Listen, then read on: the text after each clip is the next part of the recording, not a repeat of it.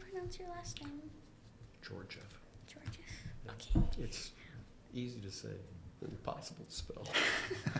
Took my wife 10 years to figure it out after we got married. Are you getting at this right? Okay. What if I told you, that some of the foods you eat can help you focus better in school, feel less stressed, and build a stronger brain for life? Hi everyone and welcome to Brain Health Solutions for All. I'm Kamille Wilson. And I'm Elvin Rodriguez. This episode is all about food culture and the growing brain and how what we can eat shapes how we learn, feel, and connect with other communities from before we're born all the way into adulthood. Food plays a huge part in brain health, but food is more than fuel. It's also culture, identity, and community. We're joined by two amazing guests. Dr. Michael Georgieff is a leading expert on our nutrition and brain development at the University of Minnesota. And Vernon DeFoe is the executive chef at Gathering Cafe at the Minneapolis American Indian Center. We're excited to learn how science, culture, and community come together through food. Dr. Georgieff. Vern, thank you for being here. Please introduce yourselves. So I'm Dr. Michael Georgieff, and please call me Michael throughout this thing. I'm a professor of pediatrics at the University of Minnesota, and I run something called the Masonic Institute for the Developing Brain, which is this cool place where we get together researchers and clinicians all around early brain development. So from just before birth all the way through teenagehood, and how life experiences shape how your brain goes. So a lot of it's about nutrition, and because it's one of the things that you can change that can make your brain work, be built better and work better. Hi, my name is Vernon DeFoe. I am Anishinaabe from Red Cliff, Wisconsin, which is the very tippy top of the Apostle Islands, or the tippy top of Wisconsin. Grew up in Duluth, Minnesota. Got my first cooking job at the Dairy Queen down in Canal Park. And then eventually went to a different restaurant that was like a full restaurant, and just kind of learned that I was good at cooking. I was 19 years old, and then eventually I moved down to the Twin Cities and just kept cooking because I went from high school straight into the workforce, and I also played music, so my band moved down here and we all kind of moved together. And I just was cooking in restaurants, over the years, and then eventually I started working at a place called Common Roots, where they really focused on doing healthy scratch cooking from the scratch, like everything, all the baked goods everything was from scratch there, and just learning how to cook better, healthier foods. And I met Sean Sherman. He was the head chef there, and eventually he started the sous chef, and worked with him for about 10 years, and then eventually left, and now I'm the executive chef at the Minneapolis American Indian Center. Michael, let's start with you. Why is it important for us to think about nutrition when it comes to our health and well-being of our communities? So I can answer that really easily. It's something you can do something about. If you think about all the things that happen in your life, all the things you want to do to make yourself better, nutrition is one of the most obvious ones that you can do something about. And you can kind of divide that up into two pieces. One is nutrition to build a brain, because nutrients are all there to put your brain together. Like in a baby, over half the calories a baby takes in is to build the brain, just the brain, right? And then there's what do I need to take in every day to ensure that I've got good energy levels to make my brain work well in school or at my job or something like that. So it's something that you can actually change in your environment. Same question for you, Vern. I think it is important because there are a lot of health disparities in the Native community. Growing up, I would go to my grandma's house, and they would get the commodities, which is very unhealthy foods. They were leftover rations from World War II, actually, is what they were. And this was like in the 80s, so 40-year-old cans of food were, 30, 40-year-old cans of food were being sent out. But even before that, and because of that, actually, sorry, I'll jump back, but because of that and not having access to healthy foods, or if you go to a reservation, there might only be like a gas station that you can go buy food at, or McDonald's, or, just fast food, or stuff from Walmart. And because of that, there's a very high population we have a lot of heart disease. Diabetes is really bad in the Native community. But going back, before colonialism happened, we were very healthy, and we, all of our foods were from the land, and we kind of grew it ourselves. It was kind of more of a permaculture type of thing, in this area at least. But anyways, we were like a lot of the foods that we eat come from this entire hemisphere, like corns, tomatoes, all the squashes, beans, all that stuff, chilies that all came from here and got sent over around the world. Fast forward today, our bodies aren't used to processing high sugars and stuff like that, so Native people are very sensitive to that, and also that there's a lot of poverty, so people just can't afford healthy food. So that's why I think eating healthy is important. Yeah, I might comment a little bit about that. That in that time period, you all were, in essence, forced to eat that gas station food and the McDonald's and stuff like that. I think what's sad in our society here is that we do have choice, and people still choose to do that more because they don't know what the consequences are. And what Vern was talking about is something called developmental origins. They say in my area of nutrition that if you want to know why you have the diseases you have, look at what your grandma ate.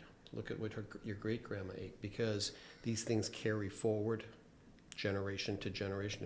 There's an actual biology behind all that. So now I think it's really about teaching people to rethink that, to go back to the more fundamental nutrients, grains. Vern described quite a few of them, and not the highly processed stuff. Vern, now let's hear again from you. What roles do cultural food and food traditions play supporting our families and communities? Oh man, it's hard, in Native culture, everything is connected pretty much. So spirituality, food, life teachings, all this stuff is integrated together. And one good example would be harvesting wild rice, for example. It takes not just a family, but the whole village to process it, and so it brings people together. And there's the physical work of doing it, but then there's also there's, after you parch it to get the hulls off, we do a cultural and spiritual dance. Usually it's a woman, they'll dance on moccasins on the wild rice to loosen up the hulls. And then, so it's all interconnected, and then you cook the food. So it's all the processes that we have, it naturally just forms and is a good thing for the community. Another example would be the sugar bush. So about this time of year, maybe about another month, going out and doing maple syrup tapping. So, and again, that takes everybody that. You got to keep that pot boiling, for a week straight, kind of, while they collect sap, and somebody's got to chop wood. So people are camping and hanging out and just spending hours together telling stories, and so it's more than just going and buying wild rice or something like that. And then of course you cook together with it after you do all that. And I really feel like after you do something like that, like making a bottle of maple syrup from scratch and then sharing it with your family is very, very good for everybody. From your perspective? Yeah, absolutely. And in fact, at the Masonic Institute, we certainly talk about nutrition and its importance, but that's not just, as Vernon was saying, not simply taking in a nutrient. Yes, I can show you the biochemistry of it, but it's not simply about that. It is about raising that plant. It is about being responsible about that plant. It is about then harvesting that plant because other people are dependent on you. All of that actually helps build certain aspects of your brain, teaches you responsibility and stuff like that. I'm actually glad that I'm on a committee for the National Institutes of Health that actually is finally thinking about food as ecology, right? And the nutrition that builds your brain is just one part of it, or determines your risk of diabetes is only one part of it. It is the knowledge that, for example, eating alone, you tend to become more obese. Eating in front of a screen, you tend to be more obese. What do they have in common? You're by yourself, you're isolated.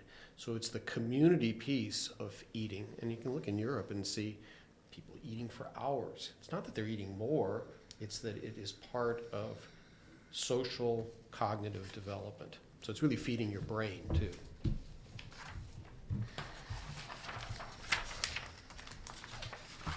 Yeah, I'm glad there's more recognition of that now, even at the high science end. That, again, those ancient traditions, it's like, well, there's a reason why those things survive, Yep. So how can youth and families put daily healthy food habits into practice? Let's start with Michael. Yeah, and I think we can just kind of continue from that point. So number one, eat together, right? Number two, be intentional about what you eat. So, I get asked a lot, what should I eat today to make my brain work better in school? And the answer might surprise you. Your brain runs on sugar, but that doesn't mean go out and eat Skittles, right, for breakfast by yourself sitting in a corner, right, or in the car on the way. It means thinking intentionally about sugars, and grains are basically sugars that will release slowly across time, that whole morning, to keep you going all morning long. And I find it kind of ironic that we've put in things like second breakfast, second lunch, and that's just feeding that kitty of that constant feeding yourself, whereas probably the right thing to do is we get together, we sit down for the meal, we eat intentionally to fuel ourselves for a 4 to 8 hour period.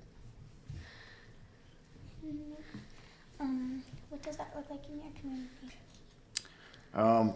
I think for me, I guess, I think just starting simple, like just trying to supplement healthier foods in to replace, and just, some people, and cooking at home or cooking together as a family, I think, and eating together, but, picking out a recipe and, go to the store and, get some healthier stuff, or, if you like fruit snacks, like maybe try the fancy ones first. Slowly wean yourself off. Instead of having soda, have a LaCroix or something that has less sugar in it.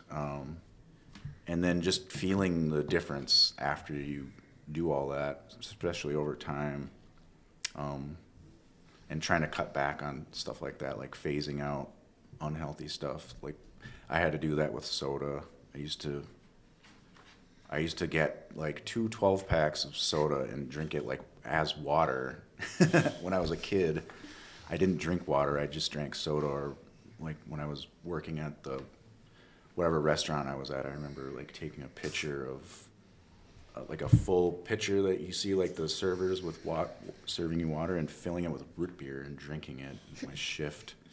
And it was so bad for me, and I started to have tooth problems and crashing all the time, so I just cut it out and kind of switched to juices and stuff like that. But after time, you'll get a craving for healthier foods, and you'll be grossed out by unhealthy foods.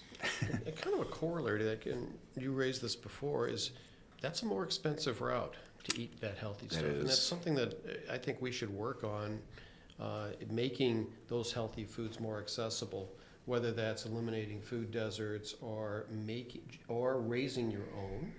Yeah. No reason people can't be raising more of their own food, and that helps that weaning process. It's just too easy and too cheap, and of course they make it that way. Right. To just go pop into your, 7-Eleven or whatever and get yourself a 32-ouncer. Yeah. Yeah. It is cheaper to cook from scratch, though. Mm-hmm. So even if you can't, Cub Foods is, there's the co-ops, which a lot of people can't afford, but then there's, Cub Foods, or even a food shelf, like just getting fresh ingredients and then cooking it from scratch, I think is healthier than buying like a prepackaged frozen dinner or going to a fast food restaurant. Vern, how can the youth help make the food system better for everyone in their community?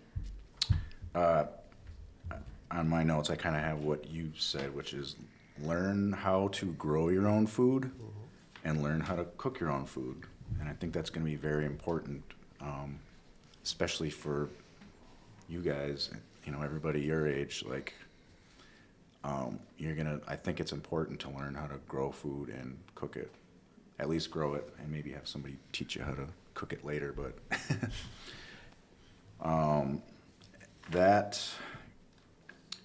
or just like participating in cultural events too, like that are food related. Like if you have an opportunity to go to a maple syrup processing thing, like that's a Minnesota thing. It's not just Native people. There's a lot of places that do that, and just kind of learning how it's done, or maybe going wild rice harvesting or something like that too, just to get out and just kind of see how it comes out, from start to finish. I think is important, because I think that's another thing that's been cut off, is people aren't seeing the process of where their food starts to when it lands at the restaurant you're eating or the grocery store. So there's a disconnect from that. Michael, what do you think? Same question, but what do you? Yeah, I agree. And I think a lot of that is education, knowing which nutrients are found in healthy foods, and being, again, intentional about it, knowing that, for example, in your teenage years, if you want to become a football player, you're going to need certain kind of proteins in your diet. Girls that have the onset of their menses, they're going to need more iron, because you lose iron in that blood, and that iron is important for how your brain runs. So it's the knowledge, so that's the power, and then putting it into action as what are the foods that can supply that for me. For the cooking piece, all my kids, and I suspect a lot of people, the kids want to help cook. So it's actually the loss of something that's probably pretty innate to them that we're now asking them to relearn the cooking piece, right? So it's taking those 3-year-olds, as dangerous as that might be around a stove, but taking those 3-year-olds and having them be part of the process. Go get me the butter, go get me this, go get me that, right? And the other thing, and I'm thinking my own culture, which is not from the U.S., it's from Europe, gatherings. I learned about my native foods by the gatherings on Friday nights with everybody, at the campfire and stuff like that. There's a cultural thing from the grandparent generation mostly to the kid generation. Parents are usually too busy, so using the elders or the grandparents' knowledge, and they love it. They want to contribute. They don't want to be put out to pasture. They want to help, with the next generation. All right, let's switch to practical advice. These questions are for you both, and we want answers we can actually use in real life. We know not everyone has the same access to food, so we're talking about realistic options. Let's start simple. Michael, what type of foods are most important for your well-being? Yeah, for our audience today, thinking about kids from the age of, say, 12 to 18, grains in the morning prior to going to school, and in order to provide a steady source of sugar that will drive their brains and give them top performance. And then thinking more carefully about calcium to build your bones, iron to build your blood and your brain, and protein to build your body, because you got a lot of growth going on. So the types of foods that do that for you are fundamental grains. They are, if you eat meat, meats or some source of iron that way. So protein, right? And you're seeing a little bit more of the protein being advertised out there. And the flip side is staying away from highly processed foods. So most people talk about, is this a good food or is this not a good food? It's like most food and most nutrients don't have a moral compass. It's how you use them, right? But one thing is for darn sure, and that is highly processed foods and trans fats are bad for you. So those are the practical things as you go for your grocery shopping. Vern, what do you think? For me, it's kind of the same thing. I stay away from heavily processed foods, like have fresh foods. I know it takes a little longer to, might take a little longer to make something from scratch, but you can do stuff in batches too, like spend a couple hours making something that will last you for a couple of days, but where the process is happening because it's happening in your kitchen.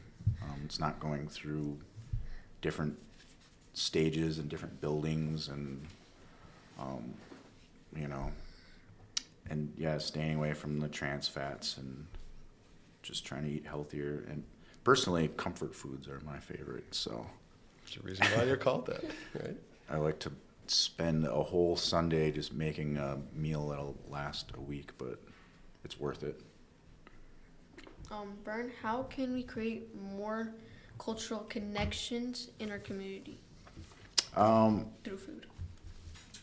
You can, I would say, donating to,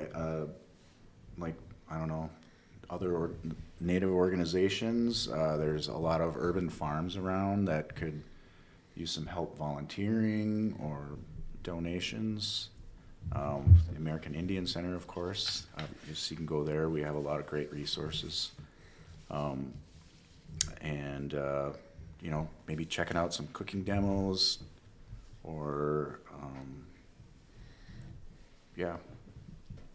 I'd say those are the biggest things. And Michael, how can communities create more cultural connections? By including the kids, right? And including the grandparents, right? It's getting people around the food spot. It's the ecology of the food that's really important. So, and encouraging everybody asking questions. There's no dumb question here. And because there, in any culture, in any community, there will be experts to help explain why we do things the way we do. And people should be willing to say, I don't get it. Why do we do this? Why do we eat this? Why don't we eat that? I think the young people are the ones who can really ask those questions and expect a good answer. Make sure you get a good answer. Don't let them get away with a bunch of psychobabble. Thank you both. Those tips are practical, easy to try, and really to show how food connects brain and health culture. What is a quick snack, a home meal, or just things with family? Little choices can make a big difference.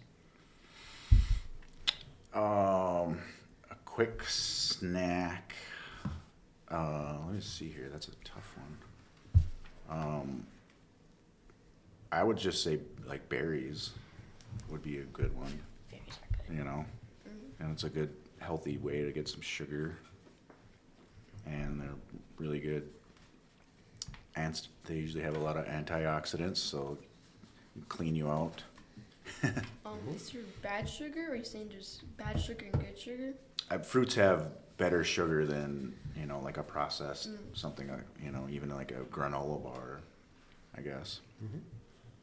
You know, there's a great line from, I think it's from Michael Pollan, said, you can tell how highly processed a food is by just reading the expiration date on the label. But the older it is, the longer it is, and they're guaranteeing you that it stays fresh, the more processed it might into that. Yep. Yeah, so for me, a snack would be a banana. And I'll tell you why. Or an avocado. I tend to like bananas because they're a little bit sweeter. So they give you the energy, but they've also got a certain amount of fat. Now, fat sits in your stomach a little bit longer, and so it leaves you satiated a little bit longer, so you're not coming back with a craving again and again and again. You're spiking your insulin all over the place. So that's one of my fun foods. Okay. Quick fire round. All right. Now it's time for our quick fire round. Short answers, first thing that comes to mind. We can meet Vern and Michael. Ready? Ready. Okay. What's one fun food fact that everyone should know? Wild rice is not a rice. It is a grass.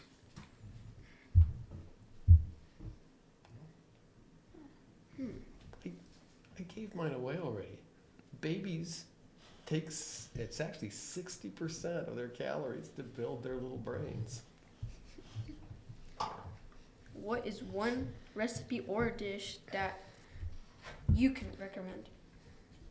Cooking wild rice, adding some berries and some maple syrup, and eating that for breakfast. I think a lot of people don't really think about eating wild rice that way, and I think it's a good way to. Yeah, that's a great suggestion. I mean, really, in terms of setting up your whole morning and being on it at school, I think that's perfect, actually. Okay. Takeaways and reflections. That was fun and super informative. We want to end with some big takeaways. What's one way people can put information from today's conversation into healthy action? I kind of already mentioned it, but I think that just, find a recipe that looks easy to do. Go to the store, buy the ingredients, and try it out. Something healthy, like quote unquote healthy.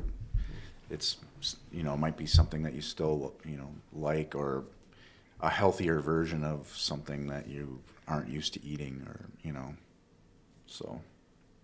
Or like buying real maple syrup instead of like log cabin, which is just dyed high fructose corn syrup. And reading labels, like looking to see like what's actually in stuff, I think. That is great information. Thank you so much, Michael and Vern, for sharing your knowledge, your stories, and your wisdom with us. Thank you for having us. We learned today that food isn't fuel. It's culture, connections, and brain power. Thanks for listening to Brain Health Solutions for All. Don't forget to subscribe, like, and share this episode. And join us next time as we keep exploring ways to build healthier brains and stronger communities. See you soon.